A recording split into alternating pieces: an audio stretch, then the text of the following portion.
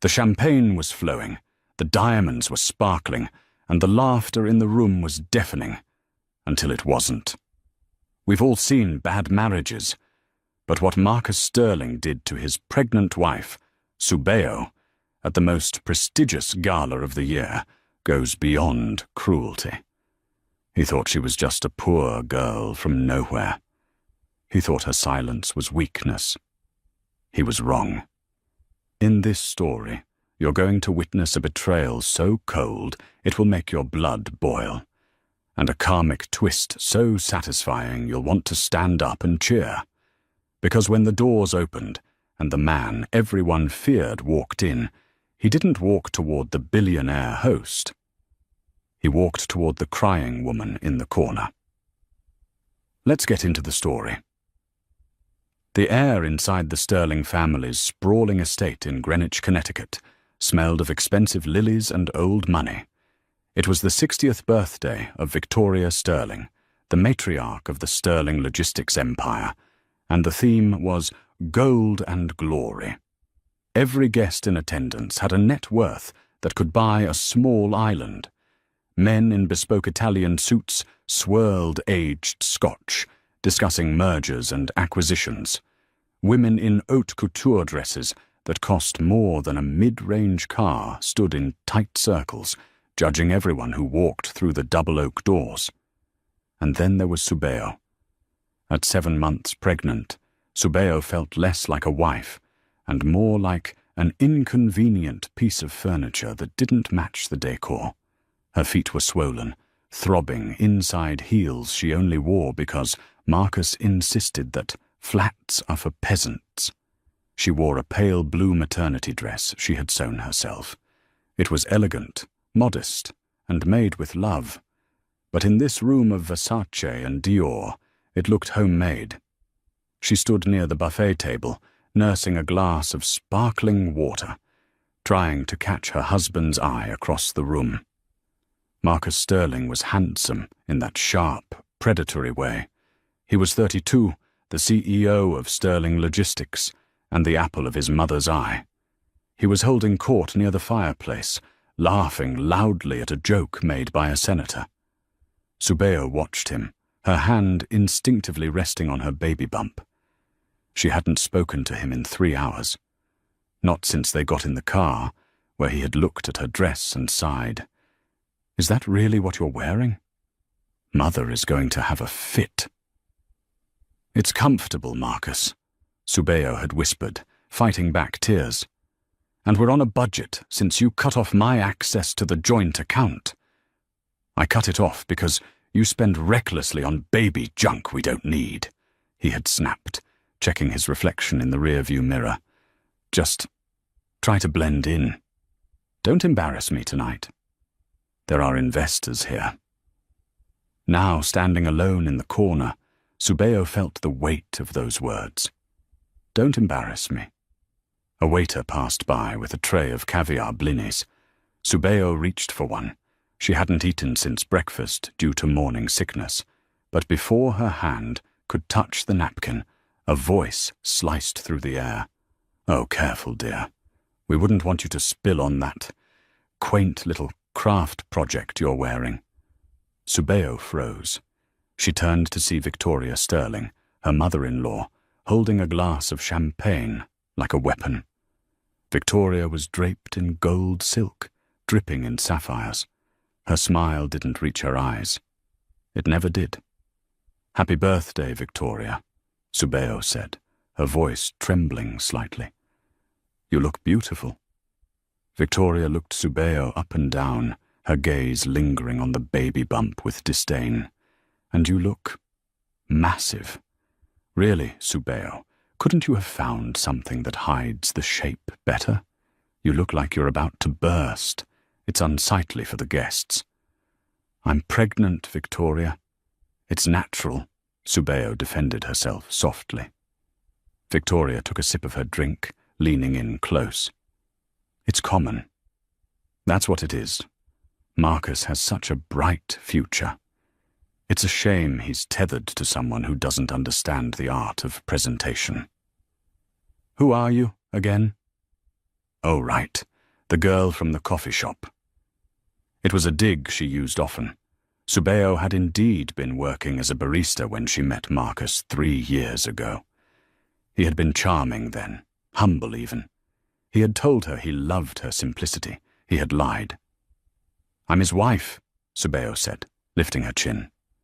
"For now," Victoria whispered, winking before turning away to greet a CEO's wife with a fake, high-pitched laugh.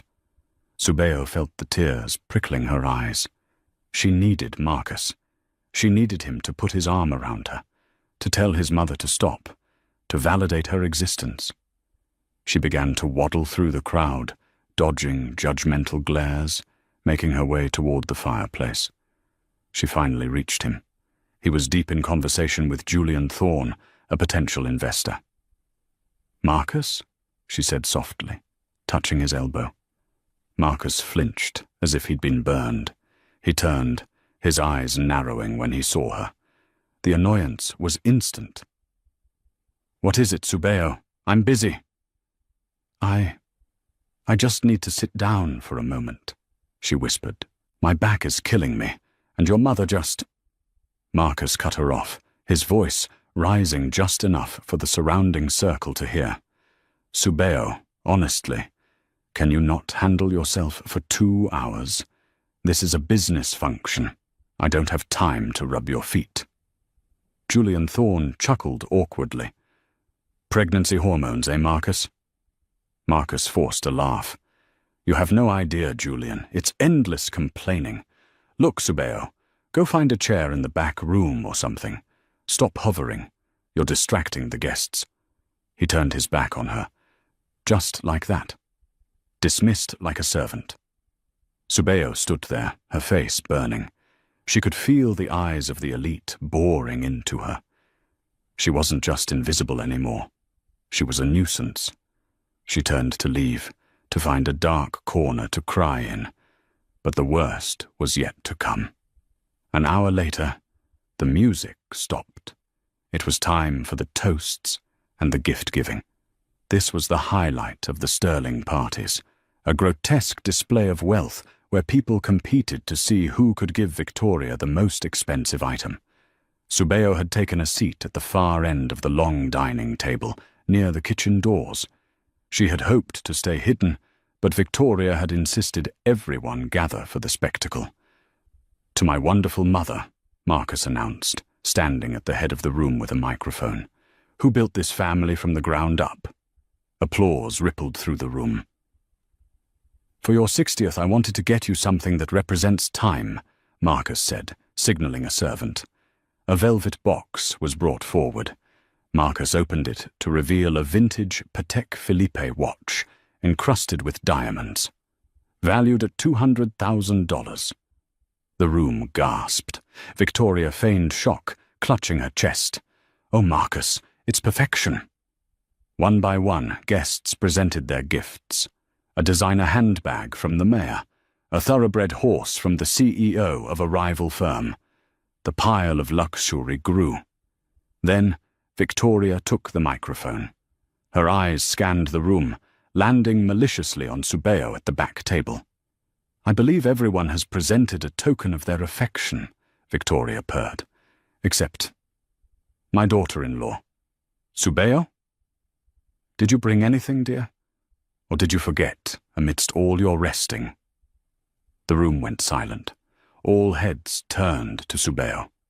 Subeo's heart hammered against her ribs.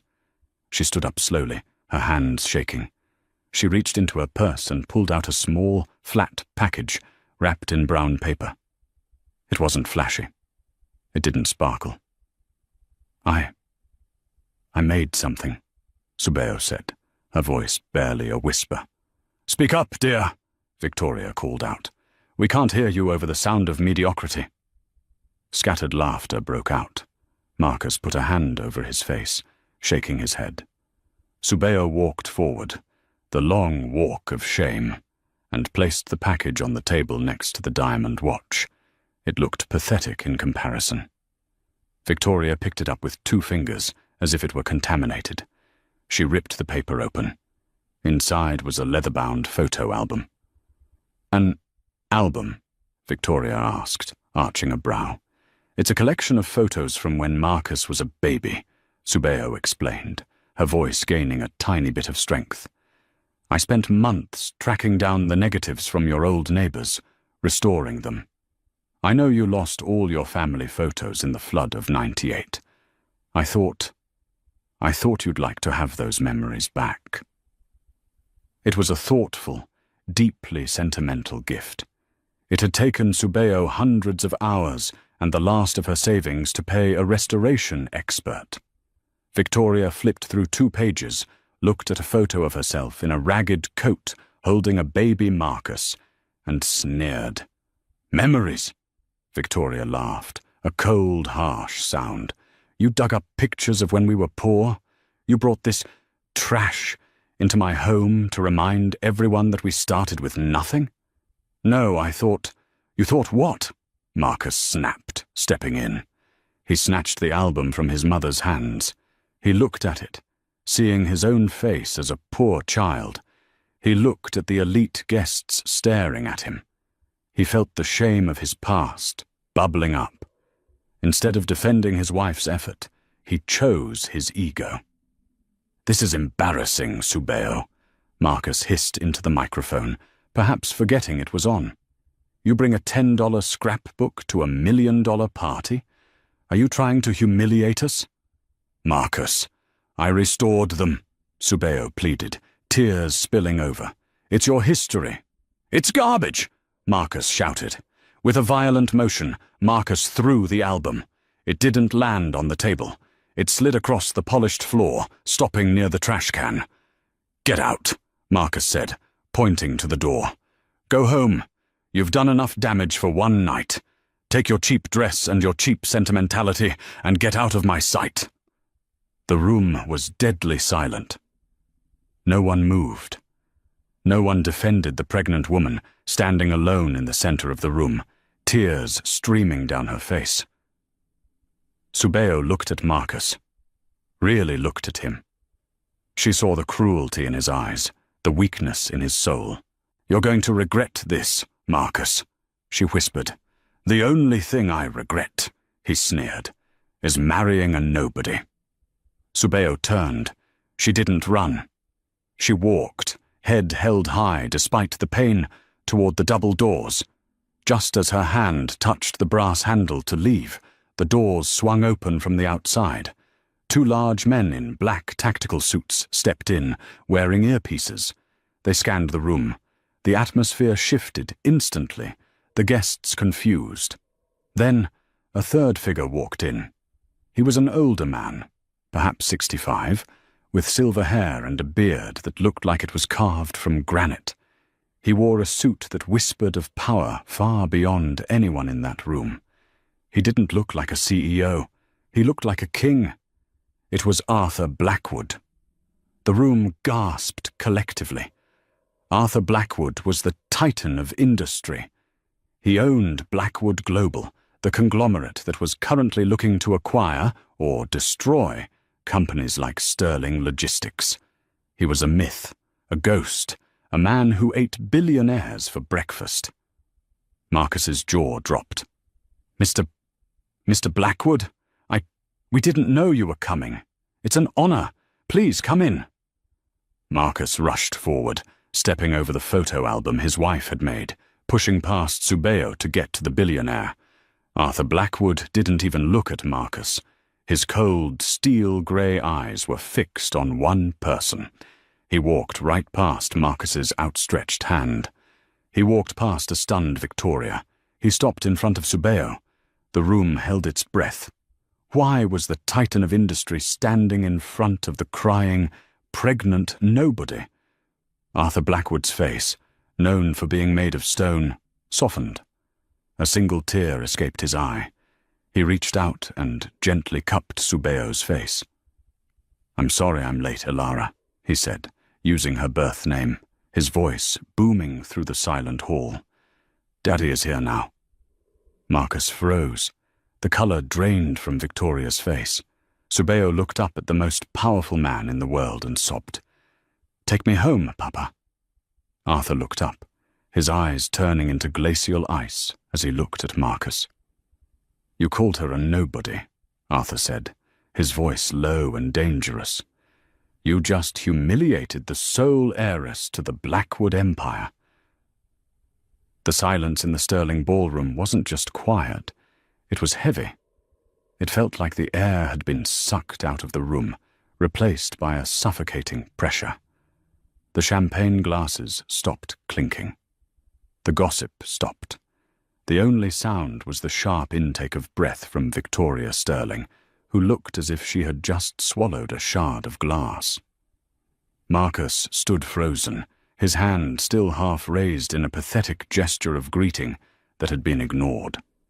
He looked from the imposing figure of Arthur Blackwood to his wife, Subeo, who was weeping into the billionaire's expensive Italian lapel. "Father," Marcus stammered, his voice cracking. "Subeo, what is going on? You told me your father was a retired mechanic in Ohio." Arthur Blackwood didn't release his daughter. He turned his head slowly, fixing Marcus with a stare that could peel paint off a wall. "She told you that," Arthur rumbled, his voice echoing off the vaulted ceilings, "because she wanted to know if you loved her, or if you just loved the checkbook attached to her name. We had a bet, Ilara and I. I told her that men in this circle are vipers. She told me I was wrong. She told me she met a man who loved her simplicity." Arthur paused, looking down at the cheap maternity dress Subeo wore, the one Victoria had mocked moments ago. "It seems," Arthur said, his voice dropping to a terrifying whisper, "that I won the bet." Victoria Sterling, ever the opportunist, tried to salvage the sinking ship. She stepped forward, her face rearranging itself into a mask of frantic politeness.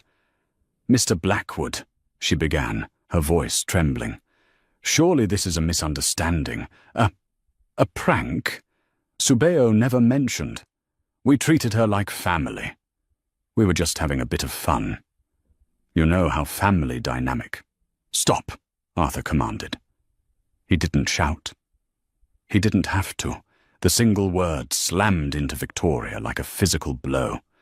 Arthur gently pulled away from Subeo, keeping one protective arm around her shoulders.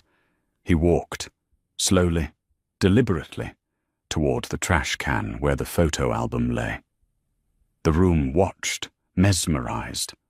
The titan of industry, a man who moved markets with a phone call, bent down. He retrieved the brown paper package. He dusted it off with his own handkerchief. He opened it, looking at the restored photos of a young, impoverished Victoria and Marcus. "You called this garbage," Arthur said, holding the album up. "My daughter spent 3 months tracking down the negatives. She called in favors from archivists I didn't even know she knew. She did this because she thought you had a heart." Arthur closed the album and handed it to one of his bodyguards. "Secure this. It's the only valuable thing in this room." Marcus finally found his voice, panic setting in. "Subeo, baby, please, tell him. Tell him we love each other. I was just stressed. The investors, the party. You know how I get. I didn't mean to throw it. I swear." He took a step toward her. "Stay back." The shout didn't come from Arthur. It came from Subeo. She turned to face her husband. Her eyes, usually so warm and forgiving, were red-rimmed and dull. The humiliation of the last 3 years, culminating in tonight's public execution of her dignity, had finally broken something inside her. Or perhaps it had built something new. "You didn't mean it?" Subeo asked, her voice shaking but audible. "Marcus, you told me I was embarrassing you because I was pregnant. You told me my dress was cheap. You let your mother call me a nobody. You didn't just throw a gift, Marcus. You threw me away." "I can fix it," Marcus pleaded, sweating profusely now. "Subeo, you're carrying my child, our child. We are a family." Arthur stepped in front of Subeo, blocking Marcus's view. You are not family. You are a mistake. A mistake we are correcting tonight. Arthur signaled to his security team. Escort Mrs. Blackwood, Ms. Blackwood, to the car. Carefully. As the bodyguards moved to flank Subeo, the stress of the evening finally took its physical toll. Subeo gasped, clutching her abdomen. Her face went ashen white. "Daddy," she whimpered, her knees buckling. "It hurts." The room erupted into chaos. Arthur caught her before she hit the floor, his composure shattering into pure parental panic. "Elara, get the medic! Now!" Arthur roared. Marcus tried to rush forward. "Subeo!" One of Arthur's guards, a man the size of a vending machine, stepped into Marcus's path. He didn't strike Marcus. He simply put a hand on Marcus's chest and shoved. Marcus flew backward, tripping over his own feet and landing hard on his backside in the middle of the dance floor. "Do not come near her," the guard growled. Arthur scooped his pregnant daughter up in his arms as if she weighed nothing. He rushed toward the doors, the guests parting like the Red Sea. At the doorway, Arthur paused for 1 second. He didn't look back, but his voice carried back to the trembling Sterling family. "If anything happens to my grandson," Arthur promised, "I will not just bankrupt you, Marcus. I will hunt you." And then they were gone. The sound of the Blackwood motorcade speeding away faded into the night, leaving the Sterling mansion in a state of shock. For 10 seconds no one moved. Then the spell broke. It started with Julian Thorne, the investor Marcus had been trying to impress all night, the man whose approval Marcus had prioritized over his wife's feelings. Julian placed his champagne glass on a passing waiter's tray. He pulled out his phone and dialed a number. "Cancel the Sterling contract," Julian said loudly, not caring who heard him. "Yes, immediately. The logistics deal is dead, and sell my short positions on their stock. It's going to plummet by morning." Marcus scrambled to his feet, adjusting his disheveled suit. "Julian, wait! You can't be serious. This is a personal matter. It has nothing to do with business." Julian looked at Marcus with a mixture of pity and disgust. "Marcus, you just publicly abused the daughter of Arthur Blackwood. Arthur Blackwood owns the shipping lines we use. He owns the bank that holds your loans. He sits on the board of the Regulatory Commission. You're not just a bad husband. You're a radioactive business liability." Julian walked out. That was the signal. The other guests, sensing the stench of death on the Sterling name, began to flee. "I have an early morning," the mayor muttered, rushing past Victoria without making eye contact. "Lovely party. But we must dash," said the CEO of the rival firm, suppressing a grin. He knew his stock was about to go up. Within 20 minutes, the Gold and Glory Gala was empty. The band had packed up and left. The uneaten caviar sat warming under the lights.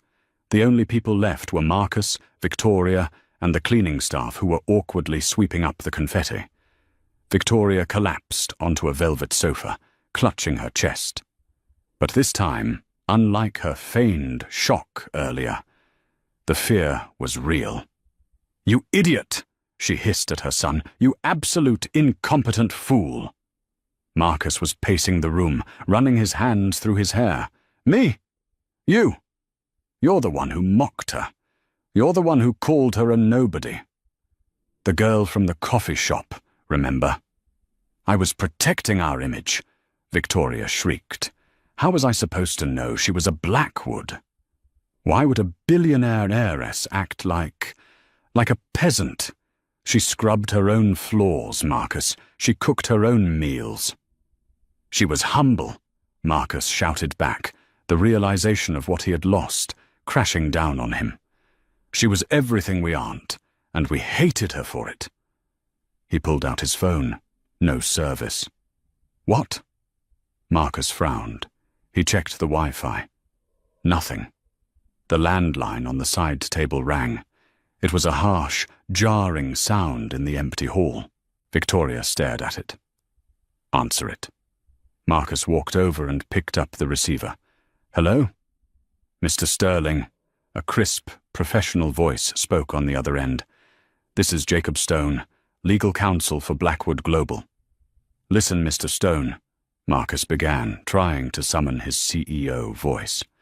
"I need to speak to my wife. I need to go to the hospital." "That won't be happening," the lawyer said calmly.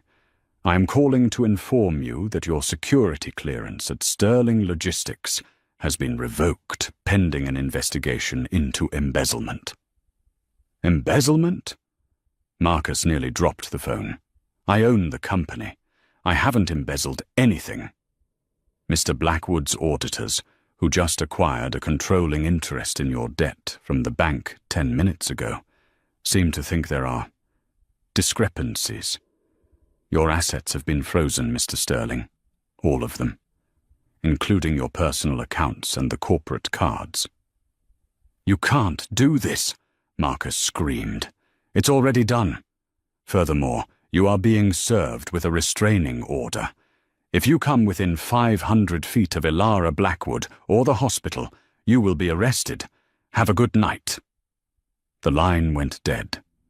Marcus stood there, the receiver dangling from his hand. The lights in the ballroom flickered once, then twice. "What is it?" Victoria asked, her voice small. "What did they say?" "They froze the accounts, Mother," Marcus whispered, staring into the darkness. "They bought our debt." Before Victoria could scream, the lights went out completely. The entire estate was plunged into darkness. "They cut the power," Marcus said, his voice void of emotion. In the dark, the only light came from the moonlight streaming through the high windows, illuminating the spot on the floor where Subeo had stood crying an hour ago. "We have to fix this," Victoria said, her voice rising in panic in the dark. "She loved you, Marcus. She was obsessed with you. Women like that.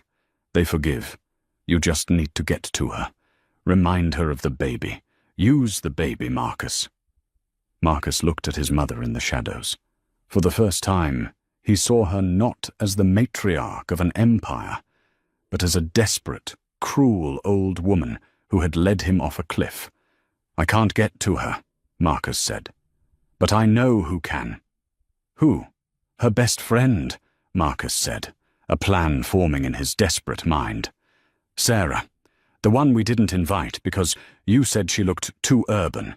Sarah is the only one Subeo listens to." "Call her," Victoria urged. "I can't," Marcus said, looking at his dead phone. "I have to drive to the city. I have to beg a barista for help." Marcus grabbed his car keys and ran out of the darkened mansion. He jumped into his Porsche, pushing the start button. The engine roared to life. He sped down the driveway, his tires screeching. He thought he had a plan. He thought he could manipulate the situation one last time. He thought this was just another business deal gone wrong that he could charm his way out of. But as he merged onto the highway, driving recklessly toward the city hospital, where he assumed Sarah would be, he didn't notice the black SUV that pulled out from a side road, following him with its lights off. Arthur Blackwood had promised to hunt him, and Arthur Blackwood never broke a promise. The drive to St. Jude's Hospital was a blur of red lights and reckless lane changes. Marcus's mind was racing, constructing a narrative that would save him. He would tell Subeo he had a panic attack. He would say the stress of the company had broken him. He would blame his mother. He would do whatever it took to get back into the Blackwood orbit. He screeched into the hospital parking lot, leaving his Porsche crookedly parked across 2 handicap spaces, a habit he hadn't yet unlearned. He ran toward the emergency room entrance, but a wall of uniformed police officers and private security guards blocked the sliding doors. The press was already there. News vans from CNN, Fox, and local stations were setting up satellites. The headline on the chyron of a nearby van read, Titan's daughter hospitalized after incident at Sterling Gala. Marcus pulled his coat collar up, trying to hide his face, and slipped around the side of the building toward the smoking area. He knew Sarah, Subeo's barista friend, smoked when she was stressed. It was a long shot, but it was all he had. And there she was. Sarah was pacing near the bike racks, looking at her phone. She wore a faded denim jacket and combat boots, the same outfit Marcus had often sneered at when Subeo invited her over for coffee. "Sarah!" Marcus hissed, stepping out of the shadows. Sarah jumped, her hand instinctively going to her pocket. When she saw it was Marcus, her expression didn't turn to fear. It turned to ice. "You have a lot of nerve showing up here, Marcus," she said, her voice dangerously calm. "Listen to me," Marcus pleaded, stepping closer. "They won't let me in. You have to help me. Subeo needs me. I'm the father of her child. You're the reason she's in critical care." Sarah spat. Her blood pressure spiked so high she nearly had a stroke. The doctors are trying to stop preterm labor. I didn't know," Marcus stammered, sweating. "Look, Sarah, I know you don't like me. I know you think I'm a snob, but I can make it worth your while. I still have assets. I can write you a check. Just get me into that room. Let me talk to her for 5 minutes. If she sees me, she'll calm down. She loves me." Sarah looked at him, tilting her head. A strange smile played on her lips. "You think you can buy me, Marcus?" "Everyone has a price," Marcus said, desperate. "Name yours. 10,000? 20? Sarah laughed. It wasn't a happy laugh. "You really have no idea who you've been dealing with this whole time, do you?" "What are you talking about? You pour coffee for a living." Sarah reached into her denim jacket and pulled out a badge. It wasn't a hospital badge. It was a security clearance ID for Blackwood Global Intelligence Division. "I don't pour coffee, Marcus," Sarah said, her voice dropping an octave, losing the girl-next-door inflection she had used for 3 years. "I am the head of executive protection for the Blackwood family. I've been assigned to Ilara, Subeo, since the day she left home to find herself. Every time you insulted her, every time you made her cry, I was there, watching, recording." Marcus took a step back, his blood running cold. You're a spy?" "I'm a bodyguard," Sarah corrected. "And the only reason you still have your teeth right now is because Subeo made me promise not to hurt you, unless physically necessary. But that promise expired the moment you endangered the air." Marcus turned to run, but 2 men stepped out from behind the hedgerow. They were the same men from the black SUV that had followed him. "Mr. Blackwood wants a word," Sarah said, putting her badge away. "And unlike the party, this isn't a social call." The men grabbed Marcus by the arms. He didn't fight. He was dragged through a side service entrance, down a long, sterile corridor, and thrown into a waiting room that had been cleared of all other patients. Sitting in a plastic chair in the center of the room was Arthur Blackwood. He wasn't yelling. He was peeling an orange. The normalcy of the action made it terrifying. "Sit," Arthur said, without looking up. Marcus collapsed into the chair opposite him. "Mr. Blackwood, please. I love her." Arthur finished peeling the orange. He ate a slice slowly. "I looked into your company's financials, Marcus. You've been cooking the books for 2 years to hide losses from your mother. You've been using Subeo's credit, the small savings she had, to pay off gambling debts. Is that love?" "I was going to pay it back." "You were going to drain her dry and discard her," Arthur stated flatly. "But that's not why you're here. You're here because I have a proposition." "Anything," Marcus gasped. "I'll do anything." "Subeo is awake," Arthur said. "She is stabilizing, but she is heartbroken. She still, somehow, believes there is good in you. She thinks you acted out of stress. She wants to see you. Hope flared in Marcus's chest. She wants to see me. Oh, thank God. I can fix this. Let me see her. However, Arthur continued, his eyes hardening, if you walk through those doors, you have a choice. You can go in there and apologize, and try to be a father. If you do that, I will not destroy you completely. I will leave you with enough money to live a modest life in obscurity. But you will never touch the Blackwood fortune. You will sign a post-nuptial agreement tonight, waiving all rights to her inheritance. Marcus hesitated. The greed in his eyes flickered. Modest life? Or, Arthur said, you can walk away right now. I will give you $5 million in cash. A clean break. You sign divorce papers. You give up parental rights. And you never see her or the baby again. You take the money and you run. It was the ultimate test, the test Subeo had always wanted him to pass. Marcus looked at the door to Subeo's room. Then he looked at Arthur. $5 million? Marcus asked, his voice trembling. Cash? Arthur's face didn't move, but his eyes died a little. Wire transfer, within the hour. Marcus licked his lips. He thought about the crying, pregnant woman in the next room. He thought about the baby. Then he thought about the debt, the crumbling sterling reputation, and the $5 million that could start a new life in the Cayman Islands. I'll take the money, Marcus whispered. Arthur nodded slowly. He pulled a folder from his jacket. Sign here.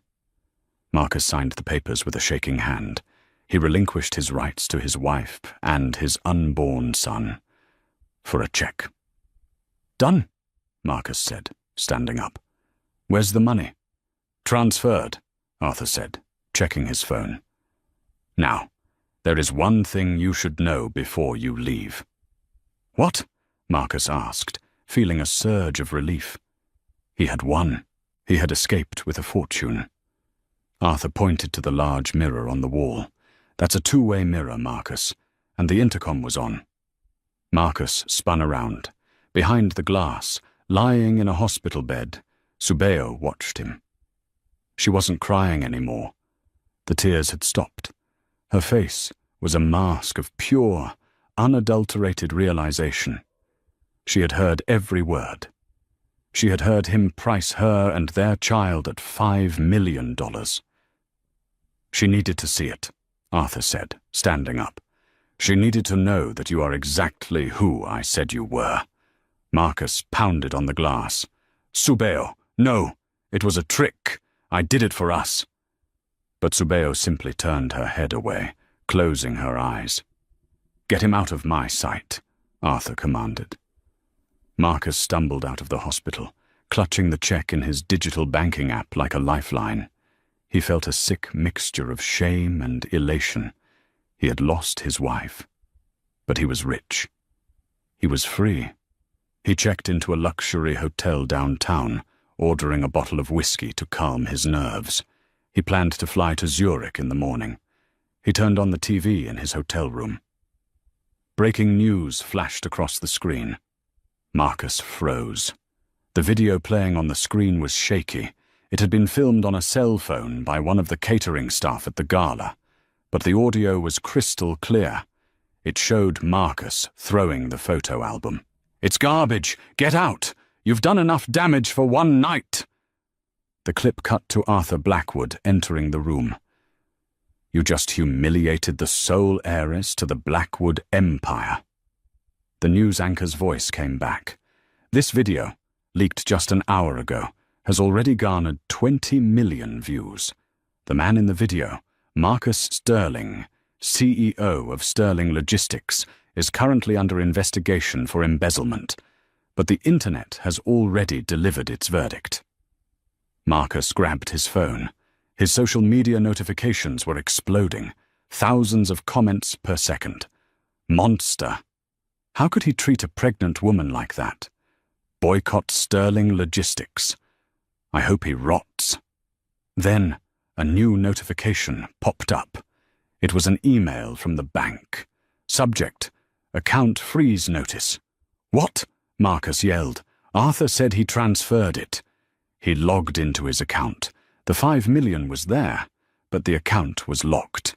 He called the bank, screaming at the automated system until he got a human. Mr. Sterling, the bank manager said, sounding terrified, we received a federal warrant.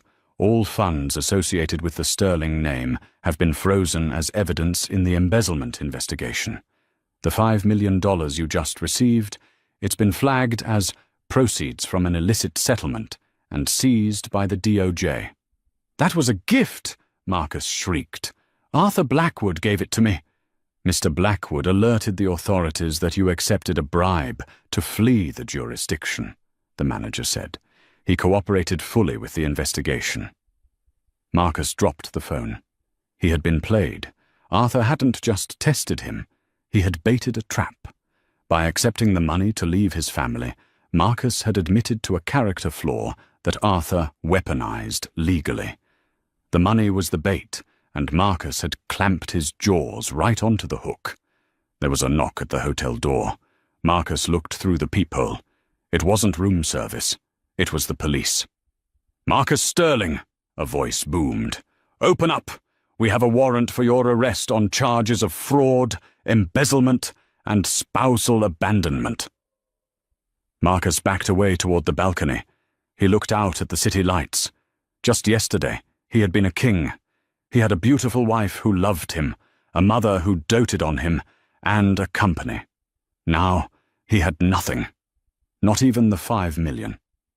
He opened the door. As the handcuffs clicked around his wrists, the officer, a young woman who looked vaguely like Subeo, leaned in. My sister watched that video, the officer whispered with disgust. You're going to have a hard time in holding, Mr. Sterling. As Marcus was led out of the hotel, heavily handcuffed, the paparazzi were waiting. The flashes of the cameras were blinding. Marcus! Did you really sell your child for $5 million? Marcus, look this way. And then he saw her. Standing by a black limousine parked across the street was Victoria Sterling, his mother. She wasn't in handcuffs. She was holding a press statement. She looked at Marcus as he was shoved into the police cruiser. She didn't wave. She turned to the microphones. I am devastated by my son's actions, Victoria told the cameras, throwing him under the bus to save her own skin. I had no idea of his cruelty or his financial crimes. I am stepping down as chairwoman, and I am cooperating fully with the Blackwood family to ensure justice is served. Marcus watched through the window of the police car as his mother betrayed him, just as he had betrayed Subeo. The car pulled away. 5 years later, the morning sun hit the glass facade of the Blackwood Tower in Manhattan, turning the building into a pillar of fire. On the top floor, in a corner office that overlooked the city like a throne room, Subeo Blackwood stood adjusting the cuff of her silk blazer. She wasn't the timid woman in the ill-fitting maternity dress anymore. At 29, Subeo was the CEO of the Blackwood Foundation, a multi-billion-dollar philanthropic arm that funded children's hospitals and legal aid for underprivileged women. She wore a tailored cream suit that cost more than Marcus Sterling's car had been worth. Her hair was cut into a sharp, chic bob, and her posture was steel. Ms. Blackwood? Subeo turned. Sarah, still her head of security, but now also her closest confidant and godmother to her son, stood in the doorway. The car is ready, Elle, Sarah said, checking her watch. And he is on the schedule for 10 a.m. Are you sure you want to do this? You don't owe him anything, not even a goodbye. Subeo looked at the framed photo on her desk. It was a picture of a 4-year-old boy with curly brown hair and bright green eyes, laughing as he held a toy airplane, Leo, her son. The son Marcus had sold for $5 million. I'm not doing it for him, Sarah, Subeo said. her voice steady. I'm doing it for Leo. I need to look the monster in the eye one last time to make sure he's really gone. I need to close the door so tight it never opens again. Sarah nodded, her expression grim. I'll be right outside the glass. If he even twitches, I pull the plug. I know. Subeo smiled softly. Let's go. The visit. The Clinton Correctional Facility was a stark contrast to the Sterling estate. It smelled of bleach, stale sweat, and despair. Subeo sat in the private visitation room. She didn't fidget. She didn't check her phone. She sat with her hands folded on the cold metal table, waiting. The heavy steel door buzzed and clanked open. Marcus Sterling shuffled in. The transformation was shocking. The man who had once sneered at waitstaff and worn Italian suits was gone. In his place was a gaunt, greying man in a bright orange jumpsuit. His hair was thinning, his skin was sallow from lack of sunlight, and his eyes were hollow. He looked 20 years older than 37. He sat down, the chains on his wrists rattling against the table. He looked at Subeo, and for a moment shame flickered across his face. But then the old Marcus, the manipulator, tried to surface. Subeo, he croaked, his voice raspy. You look incredible. Money treats you well. It's not the money, Marcus, Subeo said coolly. It's the freedom. Being free of a narcissist does wonders for the skin. Marcus flinched. He tried to lean forward, but the chains held him back. I saw you on the news last week, opening that new pediatric wing. It's good work. It is, Subeo agreed. We named it the Leo Blackwood Center, after my son. Our son, Marcus corrected quickly, desperation creeping into his tone. Subeo, I've had time to think. 5 years in this cage.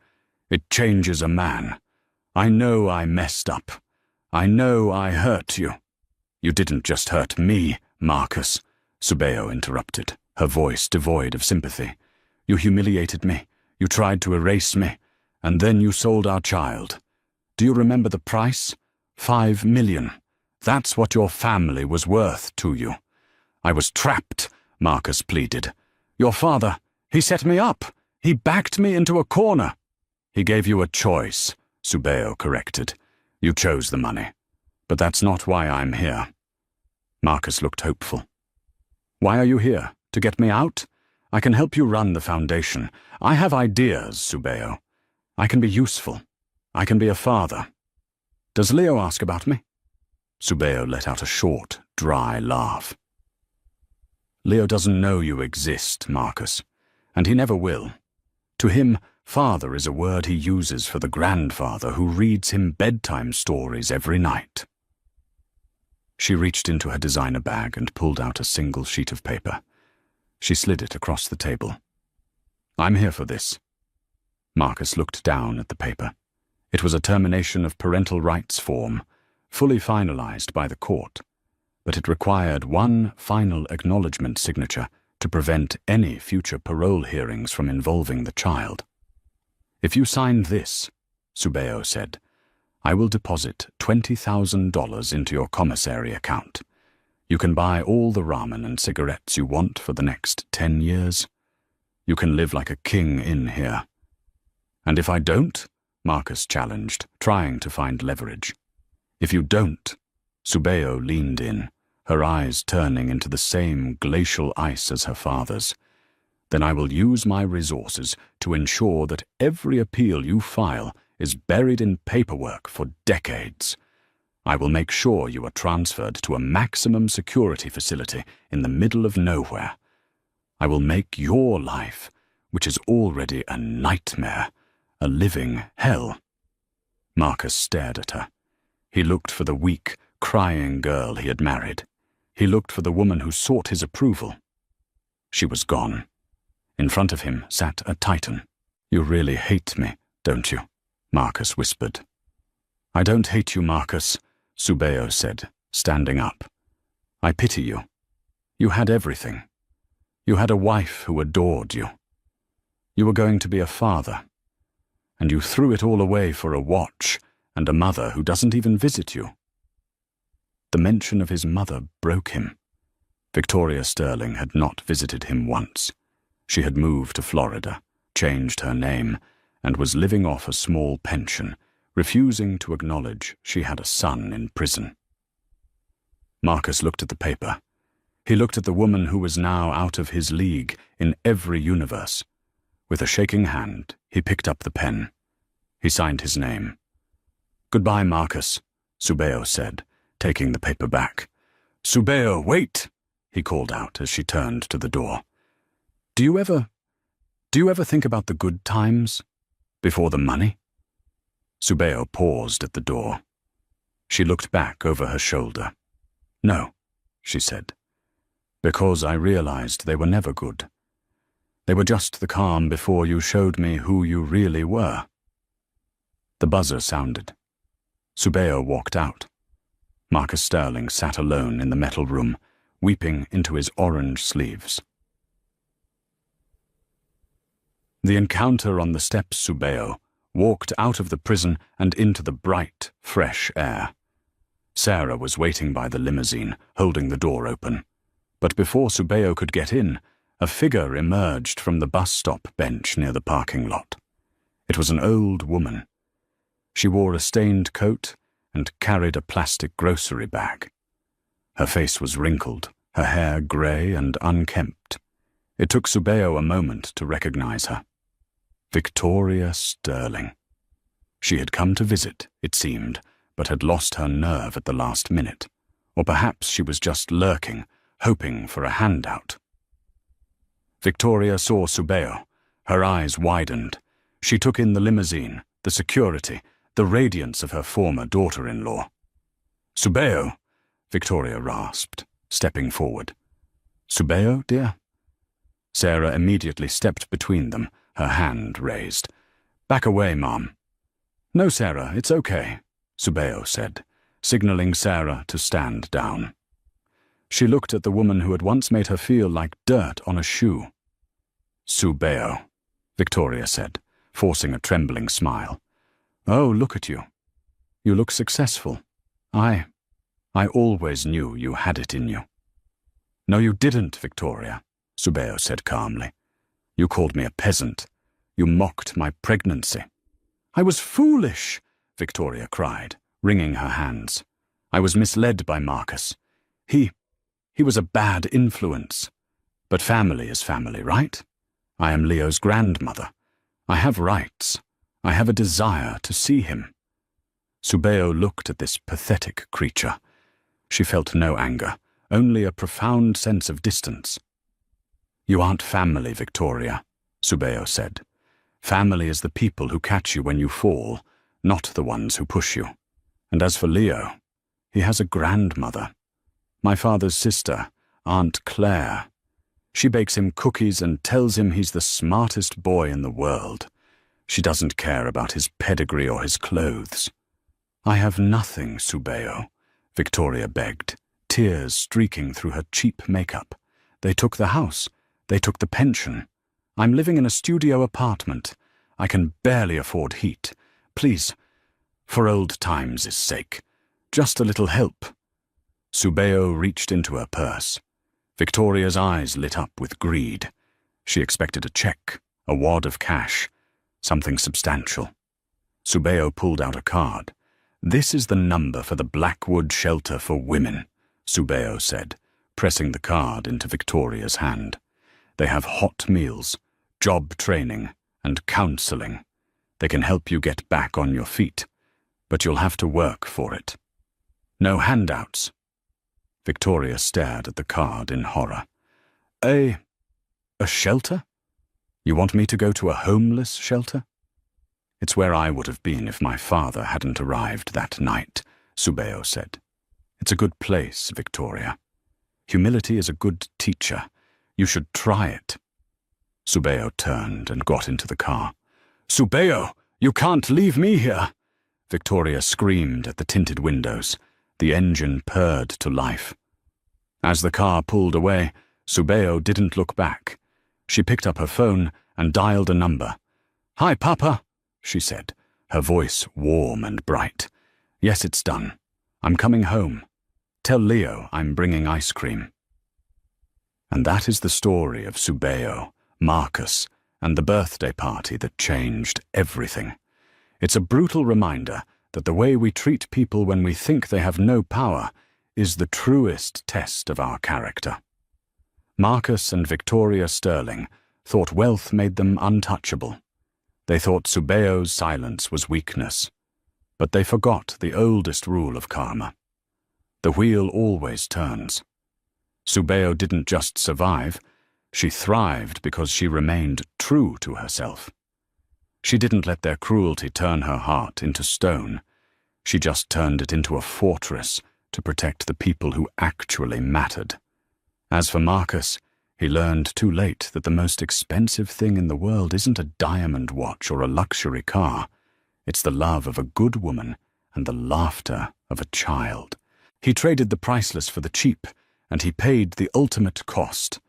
Now, I want to hear from you. Have you ever been underestimated by someone who thought they were better than you? Or have you ever seen instant karma hit someone who deserved it?